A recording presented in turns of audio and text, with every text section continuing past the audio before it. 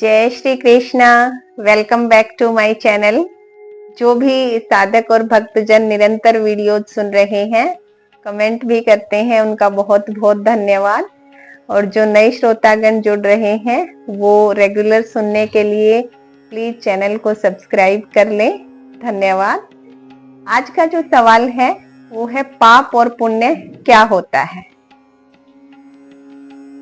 सबसे पहले तो हर वो कर्म जिसमें आपका नियत भाव शुद्ध रहता है वो कर्म पुण्य कहलाता है। और जहाँ पर नियत अशुद्ध हो, आपकी नियत में या किसी की भी नियत में जब खोट होता है, उस तरीके से किया गया कर्म पाप कहलाता है। आध्यात्मिक दृष्टि से हर वो कर्म पाप है जिसमें जो पीछे का जो नियत भाव है वो खराब है। परिणाम चाहे अच्छा है या बुरा है, लेकिन यदि आपकी नियत सही है तो हर वो कर्म जो नियत सही रख के किया गया है वो पुण्य कहलाता है। मानवता की सेवा के लिए किया गया कर्म ही पुण्य है। जो भी कर्म जब आप करते हैं और उसमें आप खुद पर भी यदि एक सवाल चिन्ह लगाएं कि क्या अगर किसी दूसरे ने मेरे लिए ये कर्म किया होता तो मुझे अच्छा लगता, अगर अच्छा लग रहा है तो वो पुण्य है। अन्यथा यदि जो भी कर्म कर रहे हैं उससे किसी दूसरे को आहत होना पड़ रहा है, वही पाप के दृष्टिकोण में आ जाता है। और जो कर्म भगवद विमुख कर दे वो कर्म भी पाप ही कहलाता है। पुण्य हमेशा आपको भगवत सन्मुख रखेगा। जब भी आप कोई कर्म करें तो आपको भगवान से नहीं, उन कर्मों के प्रभाव से डरना चाहिए। क्योंकि यदि अच्छे कर्म का परिणाम मिलता है तो बुरे का भी मिलता है। जब भी आप कोई कर्म करते हैं तो उसमें ये ध्यान रखें कि क्या ये जो मैं कर रहा हूँ या कर रही हूँ इससे ईश्वर प्रसन्न होंगे या नहीं, क्या हम उन्हें वो समर्पित कर सकते हैं अपना ये कर्म। यदि हम जो कर्म कर रहे हैं वो परमात्मा को समर्पित कर सकते हैं और हमें अच्छा लगे कि अगर ये जो मैं कर्म कर रही हूँ इससे मेरे प्रभु प्रसन्न होंगे, तो वो कर्म पुण्य ही कहलाता है, अन्यथा वो पाप ही कहलाएगा। यदि उसे सामाजिक दृष्टिकोण से देखें तो जिस कर्म से मन, वचन या वाणी से यदि किसी दूसरे का अहित हो रहा है, कहीं कोई आहत हो रहा है आपके द्वारा बोले गए वचनों से, किए गए कर्म से, आचरण से, तो वो पाप कहलाता है।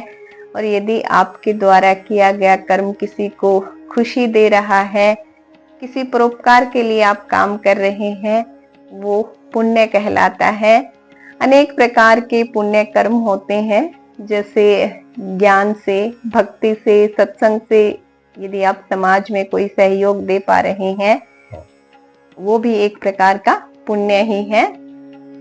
अपने कर्मों में इस तरह की स्पष्टता रखें, पहले उसे सोच कर देखें कि ये कर्म किस प्रकार से लोगों के लिए लाभदायक होगा। यदि उसमें थोड़ा बहुत आपको भी लाभ मिल रहा है तो भी अच्छी बात है, क्योंकि जैसे औरों के अंदर भगवान का वास है या भगवत भाव रखते हैं, हर आत्मा परमात्मा का रूप है, वैसे ही आपकी स्वयं की आत्मा भी परमात्मा स्वरूप ही है। जो भी आप कर्म करते हैं उसमें ये अवश्य ध्यान रखें कि आपके द्वारा किए गए कर्म से किसी दूसरे का अहित न हो, किसी की आत्मा को कष्ट न पहुंचे। बोलते समय भी इस बात का ध्यान रखें कि कुछ भी ऐसा न बोले जिससे कोई दूसरा आहत हो, इसलिए हमेशा अच्छा बोलें। और वैसे भी श्रीमद् भागवत में कहा गया है, कर्मण्यवाधिकारस्ते मा फलेषु कदाचन। सिर्फ कर्म पर हमारा अधिकार है, फल पर तो परमात्मा का ही अधिकार है, हमारा कोई अधिकार ही नहीं है। तो फिर आप कर्मों पर ही ध्यान दें, सचेत और विवेक पूर्ण तरीके से अपने कर्म करें, हमेशा बुद्धि को तीव्र रखें और उसमें विवेक जागृत करें। विवेक जागृत होगा भक्ति से, सत्संग से। जब आपका विवेक जागृत है तो हमेशा आप सोचकर ही कार्य करेंगे। बोलते समय भी सोचकर बोलें। किसी को आहत न करें अपनी वाणी के द्वारा। समाज हित के लिए काम करें। हमेशा मानवता की सेवा का प्रयास रखें। जो भी राग, द्वेष, घृणा, क्रोध जैसे भाव हैं, ये पाप की तरफ अग्रसर करते हैं। और प्रेम, सहिष्णुता, करुणा, जो भी दया भाव आप दूसरों के प्रति रखते हैं, वो पुण्य की तरफ अग्रसर करते हैं। यदि हर कर्म प्रभावी है तो क्यों ना अच्छे कर्म किए जाएं।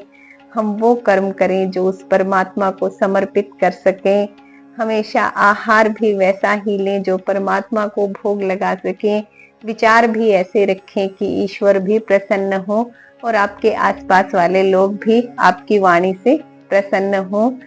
तो ऐसी वाणी बोलिए, ऐसी वाणी बोलिए कि मन का आपा खोए, औरन को शीतल करे, आप हूँ शीतल होए।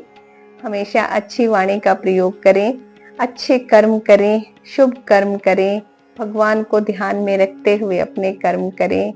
आप सभी का कल्याण हो, सभी ईश्वर कृपा के पात्र बने रहें।